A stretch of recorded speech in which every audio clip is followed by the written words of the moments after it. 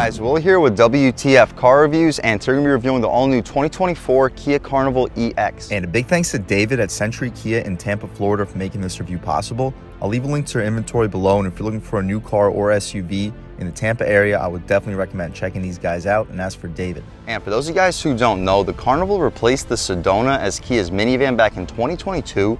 For 2024, the Carnival sees two changes, both being for the EX trim that you see here. First, we no longer get the 4-window Auto One touch for the up and down. Now it's only for the driver, but now we get a standard power tailgate. There are 5 trims for the 2024 Carnival, all come standard with a 3.5-liter direct injection V6, cranking out 290 horsepower, 262 pound-feet of torque.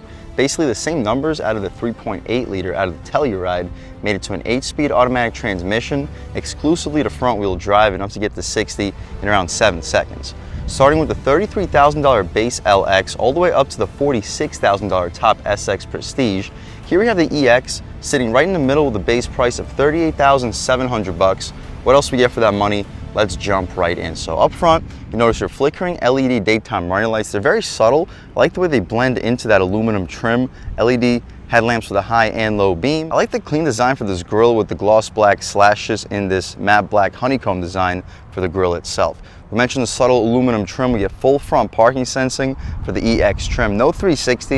You gotta go for the top SX Prestige. You get the 360, but the front and rear parking sensing and a really crisp backup camera definitely help quite a bit. We get functional airflow in both corners too. Pretty clean front styling. The wheel and tire setup. We get an upgraded wheel and tire setup for the EX2 compared to the LX and LX seat package. Here we get 19-inch rims wrapped in Continental Cross Contact RX all-season tires, some of the best all-seasons in the business. Dimensions being a pretty beefy 235/55 R19. So the 235 should be beefy enough to put this 290 horsepower, 262 pound-feet of torque to the ground, or at least do a good enough job of doing so. And these 55 sidewalls should keep the ride quality nice and plush. Continuing along, we have a two-tone contrasted mirror with the black and body color contrast, LED turn signal on it, blind spot monitoring on the glass, and the glass fills up the entire frame. I like how we don't have any shiny chrome in this entire minivan. Black trim for the A-pillar, B-pillar, and C-pillar. It's split in half between a blacked out trim and a subtle aluminum with some diamond etches in it. We get smart access for all 4 doors. The rear doors, you simply press a button and they slide right open. Black trim for the window trim, and up top, hopefully you see everything we got going on. No panoramic moonroof. It's not standard on the EX. Shark fin style antenna. Speaking of standard on the EX, we can take a quick look at this window sticker, see everything we get for the 2024 Carnival EX with a flare red exterior and the saddle brown interior. Standard features, this is everything you get on the LXC package. It comes very well loaded for the LXC package, but if that's not enough, you can go to the EX for a couple extra $1,000. Now you get 19-inch machine finish alloy wheels, forward collision alert, parking distance warning up front. That's the parking sensors. We get smart cruise control with stop and go, highway driving assistant, navigation with 12.3-inch touchscreen, Kia Connect, Sirius XM, smart hands-free power liftgate, passenger view and passenger talk, tri-zone automatic temperature control, wireless phone charger, and second and third row sunshades. The only options we have here are these $225 carpeted floor mats for 8 passengers, 22 MPGs, 19 in the city, 26 on the highway. Continuing along, we get a push to open gas cap, no easy fill. You can throw 87 octane fuel for this 3.5-liter direct injection V6. Same rear wheel and tire setup. The only difference is the smaller brake caliper. And I really like this black and silver contrast. Out rear, we get full rear parking sensing, as you mentioned, LED taillights. The turn signals don't appear to be LED. Updated Kia badge, backup camera right beneath. Carnival badge in the lower left corner, third brake light with the wiper hiding right underneath it. Nice location, in my opinion. Down below, we'll take a squat back here. It's a really low floor too. That's why you go with the Carnival over something like the Odyssey or a Toyota Sienna. The floor here is significantly lower with a taller roof, allowing for much more passenger space. You can take a quick look at the exhaust tip. It's just a single outlet exhaust tip, but speaking of that, let's fire up this 3.5-liter V6 and hear how she sounds.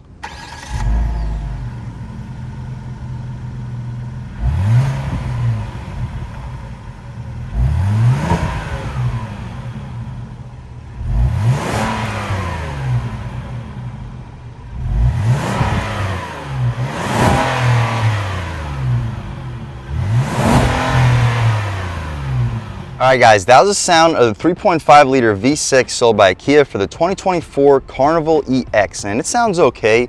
Makes a very healthy amount of power at 290 horsepower, 262 pound-feet of torque. Made it to an 8-speed transmission and front-wheel drive. You can expect 0 to 60 in around 7 seconds. Definitely respectable for a minivan, while also getting over 20 combined MPGs.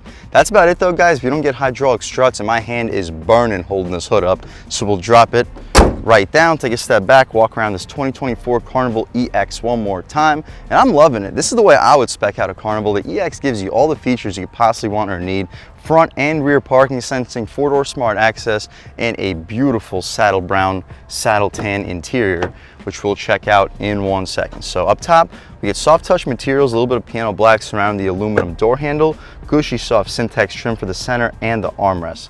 More piano black surrounding the window controls. We get auto one touch for the driver, still power windows for the passengers, and we get this double slot of storage in this door pocket. The mirrors are 4-way adjustable, lock and unlock, pretty solid speaker for the sound system. It's not the Harman Kardon. You gotta go to the top trims to get the Harman Kardon, but it still sounds really good for a bass. You can put 2 footlongs next to each other in the storage pocket and a 30-ounce bottle to wash it down. Stepping inside, we have a plastic foot plate, not a nameplate, but still nice to keep the footprints and damage off the paint. The seats are beautiful. We get the saddle interior contrast stitched with this navy blue leather or leatherette trim right next to the saddle brown. It's perforated, heated, not ventilated. Also got to go to the top trims for ventilated seats, but they're fully adjustable, lumbar control. You can recline, drop, lift, and slide the seats. Taking a step inside, we can really check it out. So foot on the brake, engine start, stop, and everything fires right to life. But overall, not much has changed from 2023 as far as the interior. The steering wheel is about the same. It's leather wrapped, pretty thick, solid 10-2 bolstering notch, and a 9-3 fits great in your hand. The horn area is rubberized, new Kia badge, the horn itself, loud and aggressive. People should be definitely getting out of your way. We'll do a window check. We don't get dual panes, but it's a thick single pane of glass. On the left side, voice commands, AM, FM, Sirius, volume and skip. You can hang up and answer your phone calls and favorites. On the right side, you can adjust the infotainment, active steering, and radar cruise control. Speaking of the infotainment, let's see what we got. Right now, we're checking out our battery voltometer. We have our heads-up information with a lane keep assist, forward collision alert, and all of that. Drive info, sensory fueling, accumulated info, and a digital speedo. You see a compass and turn-by-turn for the navigation, and a tire pressure monitoring that you can see while you're driving. My personal favorite would be this advanced safety features screen, temperature outside right next to it. The tach goes to about 6,800 RPM, 160 mile-an-hour speedometer with the fuel level beneath, and the coolant temperature underneath the tach. The stocks have a very satisfying click to them. Auto headlamps, auto high beams, no auto rain sensing wipers, but the intermittent stock is right there in the center. To the left of the steering wheel, we have our interior brightness, lane keep assist, you can turn on or off, same with the traction control.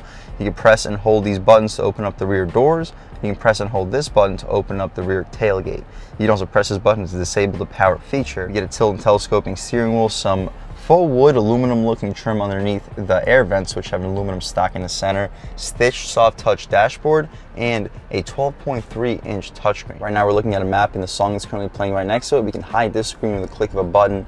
Now have a large display, 12.3 inch display of our map. The response is also very good. It's not the best in the business, but it's competitive with the business.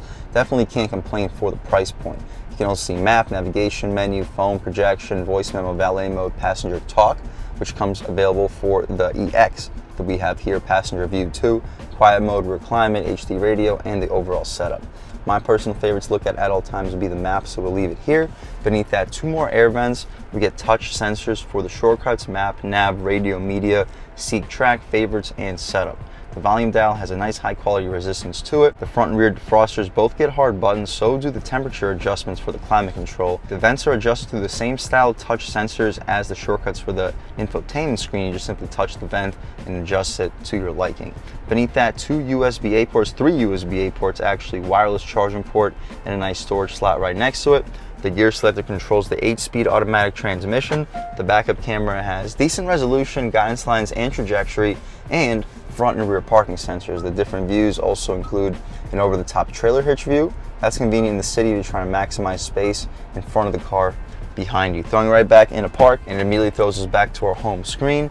Electronic parking brake, drive mode selector, and auto hold right next to it. The drive modes include normal, eco, sport, and smart.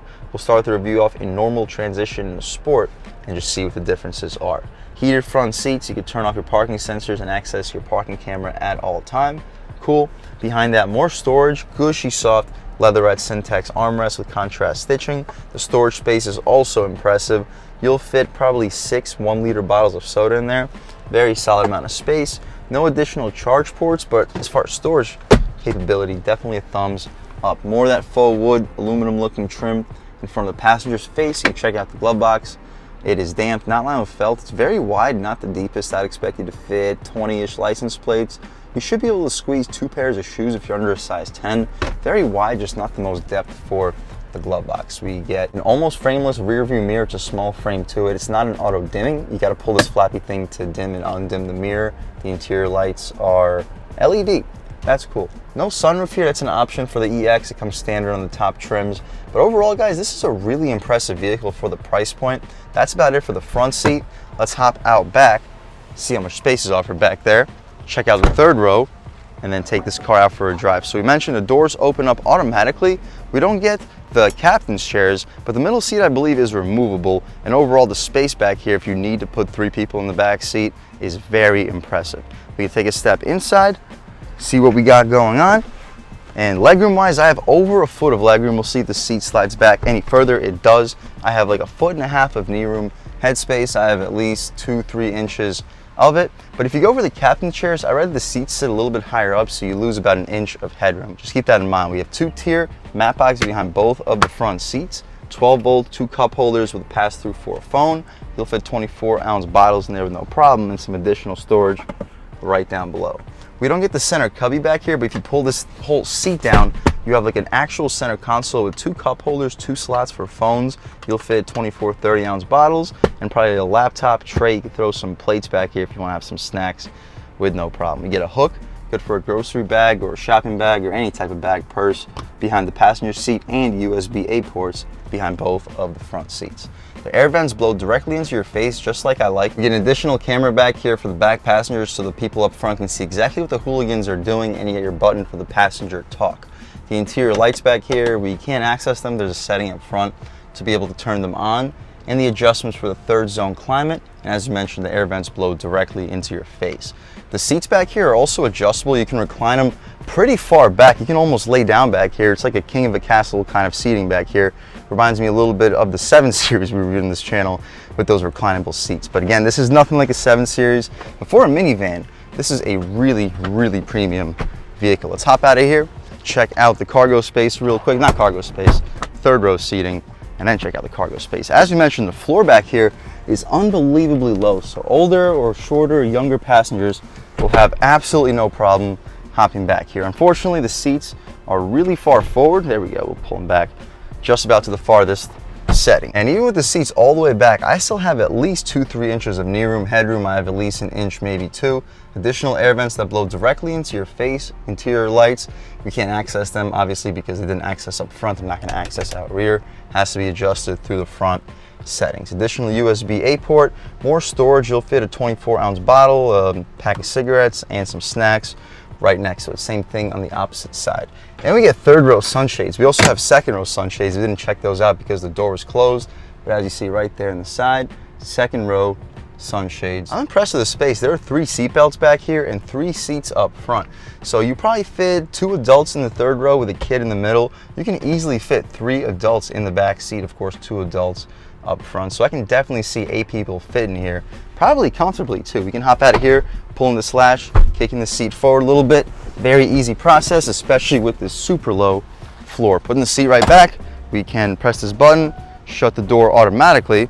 And we also have the automatic trunk. So the click of a button underneath down here, you simply press the button and the trunk, lift gate, whatever you like to call it, opens right up. And it does so pretty quickly. The opening here is massive.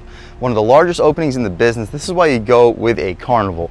Look at how low that floor is. Can you imagine how much stuff you can fit back here? I had to take the floor mats out because they're getting in the way of the seats, but to drop these seats, you just simply pull this latch, drop the seat down to its original setting. Same thing with this opposite seat, push down, and now we have essentially a flat floor. You do the same thing with the rear seats. You can fit an unlimited size TV back here. I don't think they sell TVs big enough to not fit back here. With the seats up, you can probably fit a 60-inch TV back here. Ton of car accessories. You could throw like 20 suitcases in here. Genuinely one of the most family-friendly vehicles on the road today. We have an additional 12 volt right here in the corner, so if you have an electrically cooled cooler, you can plug it in and your food will still be ice cold when you get to your destination, even for a long trip. We get some more storage pockets in the corner, perfect for grocery bags. They're not flying around. We can shut this trunk right up as soon as we put these floor mats back where we found them. So the click of a button, you can see it close, and it gives you a second before it closes, so if you have grocery bags in your hands, you can move out of the way before you get doofed in the head. But overall, guys, that's about it for the inside and outside of the 2024 Carnival EX. We reviewed a couple of Carnivals already on this channel, just not an EX, and so far this is probably my favorite trim. You get a ton of features, ton of luxury, and pretty good styling for under 40,000 bucks. I don't see how you can beat it. Performance-wise, let's take this 2024 Carnival EX out for a drive and see what it's got. All right, guys, now we're just about seeing everything we need to see with the inside and outside of the all-new 2024 Kia Carnival EX. Let's take it out for a drive and see what it's got. My first impressions, though, the steering here is buttery smooth, super light, noticeably lighter than the Telluride we just reviewed in this channel. Throttle feels just as responsive. It doesn't feel nearly as torquey down low, but once you cross about 2,500, 3,000, it feels just as torquey as the Telluride. Those floor mats back there are making a little bit of noise, but just bear with me. The ride quality, nice and soft, good responsive throttle pedal. Whew. Looks like they're watering the grass with a fire hose. That's pretty efficient. Guess we could try an acceleration out off the line. Come to a complete stop. Leave it in normal mode for now. We'll try a couple out in sport too. But normal mode, off the line, on the gas. Good torque. Woo. Yeah. Woo. Yeah, it definitely picks up speed well. It doesn't feel as quick as a Telluride. Telluride feels 0.3 of a second quicker to 60. But to be expected. I mean, it has a little bit of a bigger engine. It may not make more power, but the bigger engine makes the power delivered quicker. And it weighs a little bit less compared to the slightly larger Carnival. But for the most part, it feels similar when it comes to acceleration. Body roll feels also similar. The only real water bottle's just flying. The only real difference, woo, but yeah, the only real difference majorly is the steering. It feels so much lighter compared to a Telluride. Isolation from the road on this concrete pavement where most cars we review are absolutely screaming. This stays surprisingly quiet over the concrete pavement. I'm sure once we hop out to the darker asphalt, it'll get even quieter. I'm about to get sprayed by this fire hose.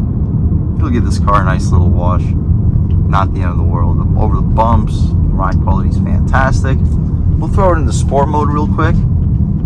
See what changes up. Okay, sport. Look at that. Yep, I got sprayed a little bit with the fire hose. Not the end of the world. Sport mode, we immediately downshift the gear. Throttle gets more sensitive. The steering gets a little bit heavier. Not significantly heavier, but heavier enough for me to be able to notice it. The steering gets noticeably sharper. Throwing it in. Body roll is surprisingly limited. I mean, this is a minivan doing this, guys. On the gas. Woo! Yeah. Little delay. It takes a second for the transmission to figure out what it wants to do. But I'm really enjoying it. One more time through the fire hose. We'll try an acceleration off the line in sport mode. Boom. That was actually not quite as aggressive as the last one, but okay. Come to a complete stop. Sport mode. No brake torque. Off the line. On the gas. Feels a little stronger. Oh, yeah. This thing is surprisingly quick. The Odyssey is also a pretty quick vehicle. The Toyota Sienna is okay. The Chrysler Pacifica with the hybrid, it's also pretty quick. But this just feels like a more value vehicle at 40,000 bucks. You get the leather seating services. I know it's not genuine leather, but you could have fooled me. It looks, feels, smells almost like the exact same thing. I definitely can't complain. The steering wheel feels like genuine leather. Stepping out here, the throttle feels sensitive, about half throttle. Good mid-range. And it feels strong up top as well. I like the noise this 3.5 liter makes too. Kind kind of reminds me of something you get from Infiniti or Nissan. Overall, guys, this is an impressive vehicle. Looks like if this guy doesn't cut me off, okay, good. I'll try out a little highway pull on the gas. Responsive, and it pulls hard up top. Woo! Definitely can't complain. All right, buddy. All right, come on, figure it out. What are we doing? Okay, we can turn around over here. Should be a good opportunity. We'll try out a real world turning radius. And I'll catch right back with you. All right, guys, turning radius is sharp. We'll try out these manual shifts. Start off in first gear on the gas. Woo! Quick shifts. Definitely can't complain. We don't have to use the manual shifts. I'm sure nobody buying this vehicle plans to use them. We'll try out this active steering. See how it works. See if it keeps me in the lane. Nice. We got a twisty coming up, and the lane cuts off. We'll see if it keeps me in the lane even if the lane cuts off. Wow, it does. Oh, nope, not right there. But for the most part, let's see it. Yep. Keeps me very well centered in the lane. Definitely can't complain, but I also definitely wouldn't rely on this feature for daily driving. But as you see, you could rely on it for daily driving. It's just basically doomed to fail at least once or twice, as you saw throughout this video. One more time for the sharp twisty. Handling is good. Not a lot of understeer, not a lot of body roll. It's not a performance vehicle. I'm sure nobody buying this car or minivan expects it to be performance oriented, but it's very capable, very practical, super spacious, and I like the styling of it. It doesn't look nearly as boring as a Honda Odyssey, Toyota Sienna. It doesn't look nearly as underwhelming as a Chrysler Pacifica, so it gives you the best of both worlds while keeping that base price under 40,000 bucks. If that's what you're looking for, guys, I would definitely recommend checking out the 2024 Kia Carnival and check out the EX. You may not want the C package because you'll lose an inch or so of headroom, but the EX will give you the features that make this vehicle feel like a premium option. And a big thanks to Century Kia in Tampa, Florida for helping make this review possible. I'll leave a link to their inventory below, and if you're looking for a new car or SUV in the Tampa area, I would definitely recommend checking these guys out.